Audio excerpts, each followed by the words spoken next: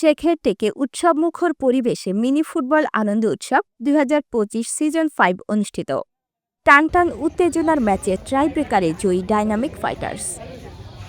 বিস্তারিত দেখুন নরসিংদীর মনোহরদী প্রতিনিধি আব্দুল মাবুদ মোহাম্মদ ইউসুফের পাঠানো প্রতিবেদনে। নরসিংদী জেলার মনোহরদী উপজেলার শেখেরটেক গ্রামে বিকেলে অনুষ্ঠিত হল বহু প্রতীক্ষিত শেখেরটেক মিনি ফুটবল আনন্দ উৎসব ২০২৫ সিজন ৫।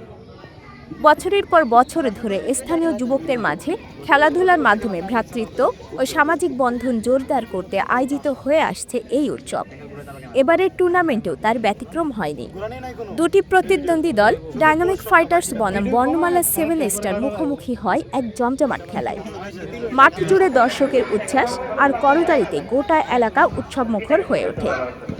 অনুষ্ঠানে প্রধান অতিথি হিসেবে উপস্থিত ছিলেন শেখের বাজারের সুপরিচিত ব্যবসায়ী জনাব মোস্তফা কামাল। তিনি তার বক্তব্যে বলেন, এই এলাকার যুব সমাজ যেমন শৃঙ্খলাপূর্ণ তেমনি বিনয়ী ও সৃষ্টিশীল। আজকের এই আয়োজন তার প্রমাণ। আমি চাই এমন আয়োজন যেন ধারাবাহিকভাবে চলমান থাকে, যাতে তরুণ প্রজন্ম খেলাধুলার মাধ্যমে গঠনমূলক পথে নিজেদের গড়ে তুলতে পারে। বিশিষ্ট ব্যবসায়ী মোহাম্মদ আতিকুর রহমানের সভাপতিত্বে খেলার শুভ উদ্বোধন করেন ইসলামী ব্যাংক শেখের বাজার শাখার এজেন্ট ব্যাংকিং মোহাম্মদ শফিকুল ইসলাম।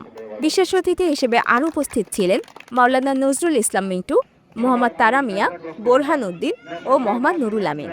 অনুষ্ঠানটির পরিচালনায় ছিলেন মোহাম্মদ সানজিদ আহমেদ সোহাগ, মোহাইমিনুল ইসলাম শুভ, শাখাত হোসেন, মিজানুর রহমান, আনার হোসেন মঞ্জু, জাহিদ হাসান ও মাঝারুল ইসলাম জোনায়েদ। সরেজমিনে দেখা যায় প্রথমার্ধেই দুই দল একে অপরকে সমানভাবে চাপে রাখে।